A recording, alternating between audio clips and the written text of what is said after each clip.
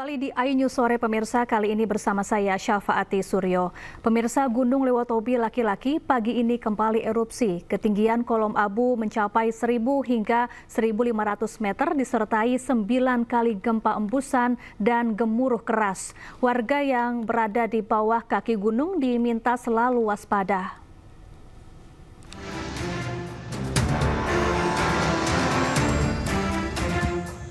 Erupsi terjadi terus-menerus disertai suara gemuruh berkekuatan lemah hingga sedang. Kabut asap kawah dengan tinggi 1.000 hingga 1.500 di atas puncak kawah menyelimuti Gunung Lewotobi laki-laki. Masyarakat di sekitar Gunung Lewotobi laki-laki diminta untuk tidak melakukan aktivitas apapun dalam radius 7 km dari pusat erupsi Gunung Lewotobi laki-laki. Masyarakat juga diminta untuk waspada terhadap potensi banjir lahar hujan pada sungai-sungai yang berhulu di puncak gunung. Jika terjadi hujan dengan intensitas tinggi, terutama di daerah Duli Pali, Padang Pasir, Nobo, Klatanlo, Hokeng Jaya, Boru, dan Nawakote. Hingga saat ini Gunung Lewotobi masih terus mengalami erupsi disertai gemuruh dengan status gunung di level 4 atau awas. Dari Flores Timur, Joni Nura, iNews melaporkan. Pemirsa, akibat diterjang angin kencang, sejumlah atap ruang kelas di sekolah dasar negeri di Jember ambruk. Peristiwa terjadi saat kegiatan belajar mengajar tengah berlangsung.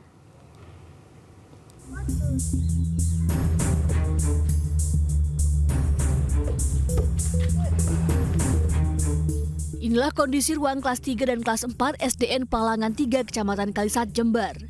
Ruang kelas ambruk akibat diterjang angin kencang. Peristiwa terjadi saat kegiatan belajar mengajar berlangsung. Akibatnya 2 orang siswa terluka. Hingga kini kegiatan belajar mengajar siswa tetap dilaksanakan di tenda sementara yang didirikan BPBD Jember. Itu tuh ada kegiatan belajar mengajar. Setelah latihan pramuka, anak-anak masuk. Pas waktu itu pelajaran matematika kan sebentar, hanya masuk sebentar, terus ya itu kejadian tuh. Ketika dilihat setelah kejadian dilihat kuda-kuda itu sudah patah. Para guru dan murid berharap agar sekolah mereka dapat segera diperbaiki dan kegiatan belajar mengajar dapat berlangsung seperti semula. Dari Jember, Jawa Timur, Bambang Sugiarto, iNews melaporkan. Anda kembali di iNews Sore, pemirsa. Sekjen PDI Perjuangan Hasto Kristianto menuding ada pihak yang mengerahkan institusi Polri untuk melakukan intervensi di Pilkada serentak 2024. Memperbaiki demokrasi sebelum seluruh bangsa ini crash bagaikan pesawat terbang yang dipimpin oleh seorang kapten yang hanya mengedepankan suatu janji-janji yang sifatnya populis. Inilah yang juga menjadi pegangan dari PDI Perjuangan di dalam Pilkada serentak ini.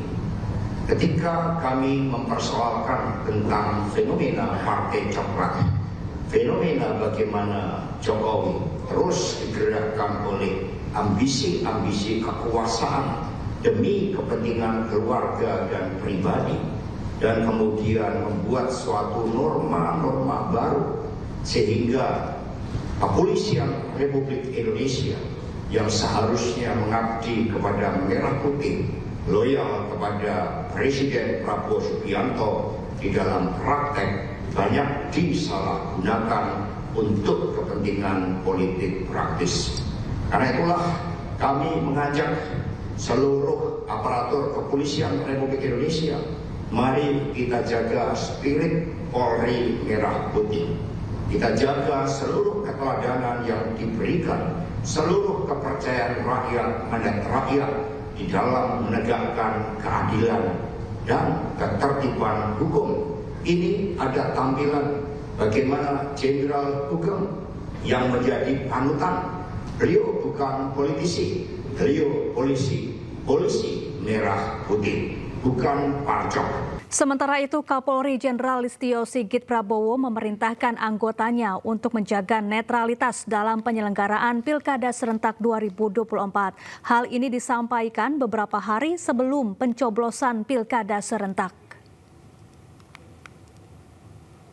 Netralitas ini tentunya juga menjadi sorotan ASN, TNI Polri, tentunya disorot terkait dengan masalah netralitas. Hati-hati dengan ini, karena ini menyangkut kredibilitas rekan-rekan di lapangan. Kita ke informasi lain, pemirsa. Presiden Prabowo Subianto resmi mengumumkan subsidi program makan bergizi untuk anak-anak dan ibu hamil. Setiap anak dan ibu hamil akan menerima bantuan senilai Rp10.000 per hari untuk meningkatkan kualitas gizi. Dengan rata-rata 3 hingga 4 anak per keluarga, bantuan ini diperkirakan mencapai Rp30.000 per hari atau Rp2,7 juta per bulan. Program ini menjadi bagian upaya pemerintah meningkatkan kesejahteraan buruh melalui berbagai bantuan sosial termasuk PKH dan tunjangan lainnya. Prabowo menegaskan komitmen untuk terus meningkatkan kesejahteraan masyarakat, khususnya keluarga buruh di masa mendatang. Bahwa program-program kami termasuk makan bergizi untuk anak-anak dan ibu hamil juga kalau dihitung merupakan suatu tambahan kesejahteraan karena buruh tentunya punya keluarga dan punya anak. Kalau kita rinci program bergizi ini nanti rata-rata minimumnya atau rata-ratanya kita ingin memberi indeks per anak, per ibu hamil itu Rp10.000 per hari, kurang lebih. Kita ingin 15.000, tapi kondisi anggaran mungkin 10.000 kita hitung untuk daerah-daerah itu cukup bermutu dan bergizi. Kalau rata-rata keluarga golongan yang berada dalam keadaan katakanlah di desil-desil bawah itu kita perkirakan anaknya rata-rata 3-4. Berarti setiap keluarga bisa menerima minimal rata-rata bisa Rp30.000 per hari. Ini kalau 1 bulan ini bisa 2,7 juta.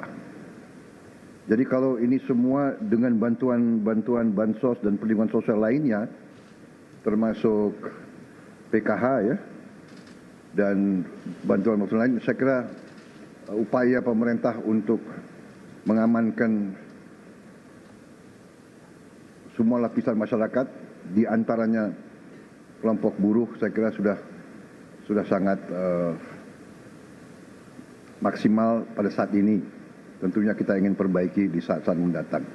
Ketua Komisi 4 DPR Siti Hediati Soeharto atau Titik Soeharto meninjau uji coba makan bergizi gratis di SMP Ali Maksum Mantri Jeron, Kota Yogyakarta. Selain untuk mencerdaskan anak bangsa, program tersebut dinilai dapat meningkatkan ekonomi rakyat.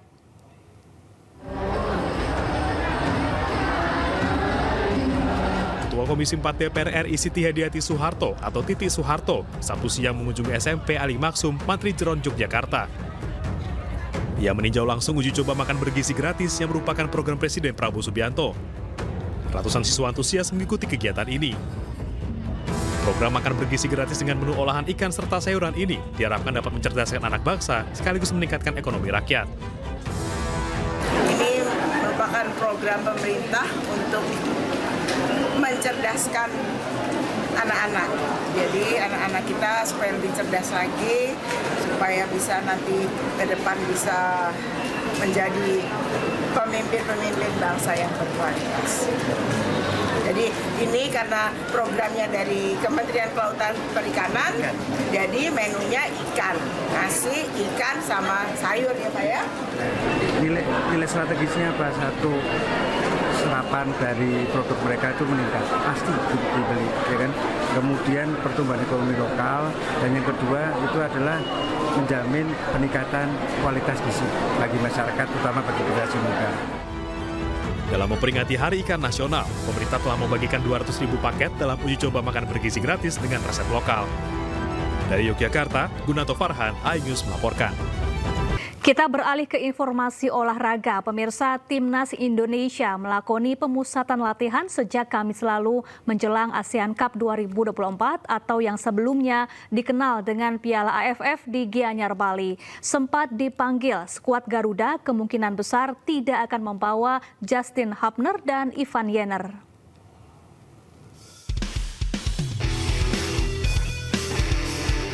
Timnas Indonesia melakoni pemusatan latihan sejak Kamis lalu menjelang ASEAN Cup 2024 atau yang sebelumnya dikenal dengan Piala AFF di Bali United Training Center di Gianyar, Bali.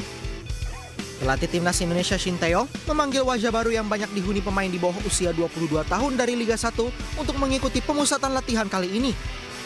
Skuad Garuda juga mencoba diperkuat dengan sejumlah pemain dari klub mancanegara. Namun khusus Justin Hubner dan Ivan Jenner, mereka belum bisa mengikuti pemusatan latihan. 지금 쉽지 않은 상황이다. 바른, 아스나이, 마르셀리노 세 명은 합류할 수 있고 나머지 선수들은 지금 불확실하다. Karena beberapa pemain yang abroad memang sudah menyampaikan kemungkinan tidak bisa datang. Seperti Justin, mungkin juga sampai dengan hari ini belum ada kabar. Kemungkinan juga tidak bisa bergabung. Lantas ada beberapa pemain yang seperti Ivar juga belum ada kabar sampai dengan hari ini. Saya masih tetap berkomunikasi dengan Ivar sendiri dan dengan klubnya, tapi kemungkinan juga kecil ini Ivar. Dengan kondisi seperti ini, manajer Timnas Sumarji bersama sang pelatih Shin Tae-yong akan berdiskusi untuk membahas opsi memanggil pemain lain dalam upaya melengkapi skuad berisikan 23 pemain yang akan mengikuti ASEAN Cup 2024 yang digelar mulai 8 Desember 2024 hingga 5 Januari 2025. Dari Gianyar, Bali, Ketut Catur Kusumaningrat, iNews melaporkan. PB Popsi kembali menggelar Popsi Kejurnas Pelajar Mahasiswa 2024 yang diselenggarakan di Labewa Q Sports Kota Tangerang, Banten. Turnamen bergengsi ini menjadi ajang pembibitan generasi muda sekaligus menjaring atlet muda Indonesia demi regenerasi pada cabang olahraga biliar.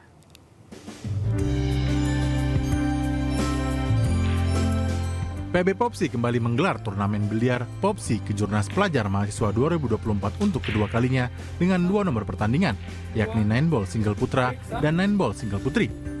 Dengan kehadiran ajang ini menjadikan anak-anak muda dapat menunjukkan bakatnya di cabang olahraga biliar, sekaligus memberikan peluang bagi mereka yang bercita-cita meraih prestasi dan mengharumkan nama Indonesia di kancah nasional maupun internasional. Agar mendapatkan kejuaraan dan ilmu gitulah. Karena hobi dong. Soalnya aku kelahiran 2004, tahun depan itu terakhir untuk ikut kejurnas. Jadi hari ini aku harus ikut kejurnas untuk latihan, cari pengalaman. Turnamen yang diikuti peserta mulai dari usia 9 hingga 21 tahun ini mendapat dukungan penuh dari Ketua Umum PB Popsi, Haritanu Sudibyo, dengan harapan menjadi program pembibitan generasi muda untuk melahirkan pebiliar-pebiliar hebat tanah air demi kemajuan cabang olahraga biliar. Dan ini merupakan tentu langkah awal bagaimana kita membina generasi muda. Dan ini kejurnas kedua kalinya, karena olahraga itu harus diawali dari usia muda. Untuk kita bisa mencari kader-kader, melakukan pembibitan. Kalau dari mudanya udah hebat, tentunya nanti ke depannya bisa jauh lebih hebat kalau mereka sudah senior.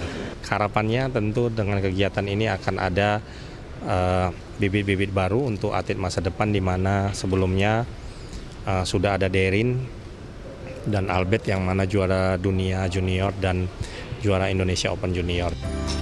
Acara yang berlangsung dari tanggal 29 November hingga 1 Desember 2024 di Labewa Q Sport Tangerang ini memperebutkan hadiah utama berupa uang pembinaan sebesar 30 juta rupiah beserta medali Popsi Kejurnas Pelajar Mahasiswa 2024. Dari Jakarta, Aulina Iyasha Novandwi iNews melaporkan.